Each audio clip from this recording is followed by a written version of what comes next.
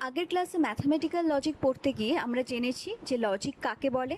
তারপর আমরা দেখেছি যে ম্যাথামেটিক্যাল লজিকের দুটো ব্রাঞ্চ আছে, একটা হচ্ছে প্রপোজিশনাল লজিক আর একটা প্রেডিকেট লজিক।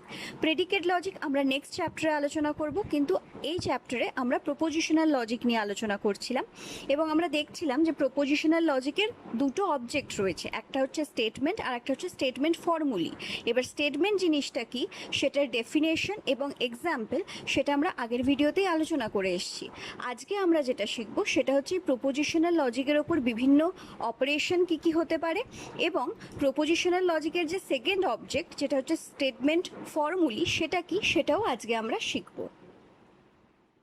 আচ্ছা, তো এরপর আমরা আলোচনা করব প্রপোজিশন লজিকের অপারেশনসের ওপর। প্রপোজিশনাল লজিকের ওপর ছখানা অপারেশন আছে, সেগুলো হচ্ছে negation, conjunction, disjunction, exclusive or, conditional and বাইকন্ডিশনাল।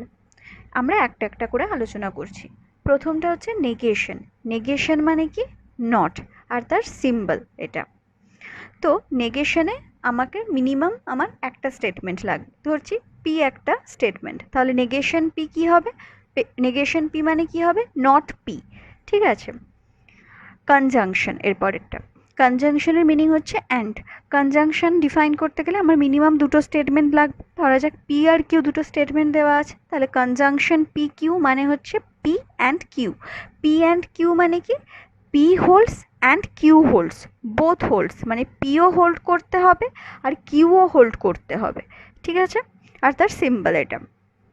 Next হচ্ছে ডিসজাংশন। ডিসজাংশনেও মিনিমাম দুটো স্টেটমেন্ট কাজে লাগবে। ধরো পি আর কিউ দুটো স্টেটমেন্ট আছে, ডিসজাংশন পি কিউ মানে হচ্ছে পি অর কিউ। এটা হচ্ছে ইনক্লুসিভ অর। ইনক্লুসিভ অর মানে কি, আইদার পি হোল্ড করবে অর কিউ হোল্ড করবে or both P and Q hold করবে। যে কোনো একটা কেস হলেই হচ্ছে সেটা ডিসজাংশনের আওতায় পড়বে। ঠিক আছে। নেক্সট হচ্ছে এক্সক্লুসিভ অর। ডিসজাংশনটা হচ্ছে ইনক্লুসিভ অর, যেখানে either P or Q or both, এই তিনটে কন্ডিশনকে আমরা ইনক্লুড করেছিলাম। এরপর হচ্ছে এক্সক্লুসিভ অর, যেখানে আমরা ডিসজাংশন থেকে কনজাংশনকে বাদ দিচ্ছি। মানে ডিসজাংশনের মধ্যে আমরা দেখেছিলাম যে কনজাংশনের কেসটা ঢুকে আছে, মানে পি আর কিউ একটা একটা হোল্ড করলে সেটা ডিসজাংশনের আওতায় পড়ছে, আর যদি দুটো হোল্ড করে যায় তাহলে তো সে পড়বেই। কিন্তু আমরা ওই দুটো হোল্ড করাকে পুরোপুরি বাদ দেব। তাহলে ডিসজাংশন থেকে যদি দুটো হোল্ড করাকে পুরোপুরি বাদ দিই তাহলে যেটা পড়ে থাকে সেটাকে আমরা বলছি এক্সক্লুসিভ অর, যেটার মানে হচ্ছে এক্স ও আর। ঠিক আছে, মানেটা কি, মানে হচ্ছে পি আর কিউ যদি দুটো স্টেটমেন্ট হয় তাহলে আইদার পি হোল্ড করবে অথবা কিউ হোল্ড করবে, কিন্তু দুটো একসাথে কোনোদিনও হোল্ড করবে না। তাহলে ইনক্লুসিভ অর আর এক্সক্লুসিভ অরের ডিফারেন্সটা কি, ইনক্লুসিভ অরের তিনটে কেস, either P holds or Q holds or both holds, কিন্তু এক্সক্লুসিভ অরে গিয়ে আমরা বোথটাকে অমিট করছি, সেখানে অনলি দুটো কন্ডিশন, সেটা হচ্ছে either P holds or Q holds. আচ্ছা, এরপরে নেক্সট অপারেশন হচ্ছে কন্ডিশনাল। কন্ডিশনাল মানে কি, ইমপ্লিকেশন, মানে ইমপ্লাইজ। অর্থাৎ ধরো পি একটা স্টেটমেন্ট দেওয়া আছে আর কিউ আর একটা স্টেটমেন্ট দেওয়া আছে, তাহলে এরকম হবে যে পি ইমপ্লাইজ কিউ, মানে পি যদি হোল্ড করে তাহলে কিউও হোল্ড করবে, ব্যাপারটা এরকম। আচ্ছা, ফাইনাল অপারেশন হচ্ছে বাই কন্ডিশনাল। বাই কন্ডিশনাল মানে কি, বাই ইমপ্লিকেশন, মানে হচ্ছে টু ওয়ে ইমপ্লিকেশন। অর্থাৎ পি কিউ যদি দুটো স্টেটমেন্ট হয় তাহলে যদি পি হোল্ড করে তাহলে কিউ হোল্ড করবে, যদি কিউ হোল্ড করে তাহলে পি হোল্ড করবে। ঠিক আছে, তাহলে প্রপোজিশনাল লজিকে এই টোটাল আমাদের 6টা অপারেশন। এরপর এই 6টা অপারেশন হচ্ছে প্রপোজিশনাল লজিকের 6টা বেসিক অপারেশন। এরপরে আমরা অপারেশনের ওপর অপারেশন কাজে লাগাতে পারি। ঠিক আছে, সেটা আমরা পরে ধাপে ধাপে আসবো, কিন্তু বেসিক অপারেশন প্রপোজিশনাল লজিকের হচ্ছে এই 6টা। কি কি, negation, conjunction, disjunction, exclusive or, conditional and বাইকন্ডিশনাল।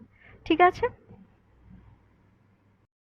আচ্ছা, এবার দেখো আমরা এর আগে দেখেছি যে স্টেটমেন্টসকে আমরা হচ্ছে small P, small Q, small R, এই স্মল কেস লেটারগুলো দিয়ে ডিনোট করি।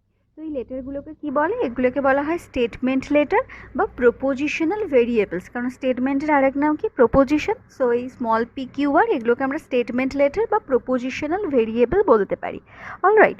আচ্ছা, এরপরে আরেকটা নোট আছে দেখো, সেটা বলছে এই যে অপারেশনাল সিম্বলগুলো, মানে negation, conjunction, disjunction, conditional, biconditional, এগুলোর যে সিম্বলগুলো আছে সেগুলোকে আমরা কি বলি, সেগুলোকে আমরা কানেকটিভস বলে থাকি। ঠিক আছে, মানে নেগেশনের যে সিম্বলটা সেটা একটা কানেক্টিভের সিম্বল, বা ধরো কনজাংশন ডিসজাংশনের যে সিম্বলগুলো সেগুলো এক একটা কানেক্টিভস, তো এগুলোকে আমরা কানেক্টিভস বলে থাকি এই অপারেশনাল সিম্বলগুলোকে। ঠিক আছে। আচ্ছা, এরপর হচ্ছে তোমাদের হয়তো মনে থাকবে যখন আমরা প্রপোজিশনাল লজিক পড়া শুরু করেছিলাম, একদম শুরুতে বলেছিলাম যে প্রপোজিশনাল লজিকের মেন অবজেক্ট হচ্ছে দুটো, এক হচ্ছে statement and the second one is statement formulae. তো স্টেটমেন্ট কি, তার অপারেশন কি, সেই সব নিয়ে আমরা অলরেডি আলোচনা করে ফেলেছি। Now the final thing is that statement formulae, অর্থাৎ প্রপোজিশনাল লজিকের ফার্স্ট পার্ট যেটা হচ্ছে স্টেটমেন্ট, সেটা নিয়ে আমাদের আলোচনা হয়ে গেছে। এরপরে হচ্ছে স্টেটমেন্ট ফর্মুলি নিয়ে আমরা আলোচনা করব।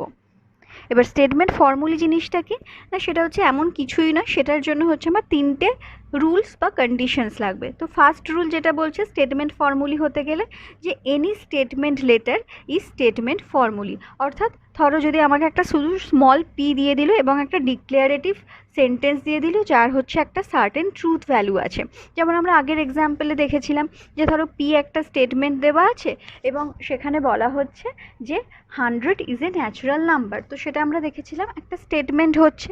তাহলে এই যে পি স্টেটমেন্ট লেটারটা সেটা একটা স্টেটমেন্ট ফর্মুলা। ওকে, তাহলে যদি একটা সিঙ্গেল স্টেটমেন্ট থাকে তাহলে মানে সিঙ্গেল স্টেটমেন্ট লেটার দিয়ে যদি ডিনোট করি আমরা, তো সেটা একটা স্টেটমেন্ট ফর্মুলা। তাহলে ফার্স্ট ওয়ানটা যাচ্ছে যে any statement letter is statement formula. এরপর সেকেন্ডটা কি বলছে যে এবার ধরো দুটো স্টেটমেন্ট দেওয়া আছে, ঠিক আছে, পি আর কিউ দুটো স্টেটমেন্ট দেওয়া আছে। তাহলে এবার আমরা যদি স্টেটমেন্ট অপারেশনগুলো কাজে লাগাই, ধরো পি একটা স্টেটমেন্ট দেওয়া আছে নেগেশন পি, পি কিউ দুটো স্টেটমেন্ট দেওয়া আছে, তাহলে হচ্ছে P and Q, P or Q, P implies Q, বা পি কিউ ডাবল ইমপ্লাইজ, এরকম যদি লিখি তার মানে মানে এই সমস্ত ধরো মোর দ্যান ওয়ান স্টেটমেন্ট আছে এবং সেগুলোকে আমরা বিভিন্ন কানেকটিভস দিয়ে বা অপারেশনাল সিম্বল দিয়ে কানেক্ট করছি, তখন সেগুলোও কিন্তু এক একটা স্টেটমেন্ট ফর্মুলি হচ্ছে। ঠিক আছে, এটা গেল 2 নম্বর। 3 নম্বর কি বলছে? 3 নম্বর বলছে যে only those expressions are statement formulae that are constructed by using 1 and 2 only, মানে এরপর হচ্ছে 1 and 2কে কম্বাইন করে যত রকমভাবে স্টেটমেন্ট তৈরি করা যায় সেই সবকটাই কিন্তু এক একটা স্টেটমেন্ট ফর্মুলার আয়তায় পড়বে।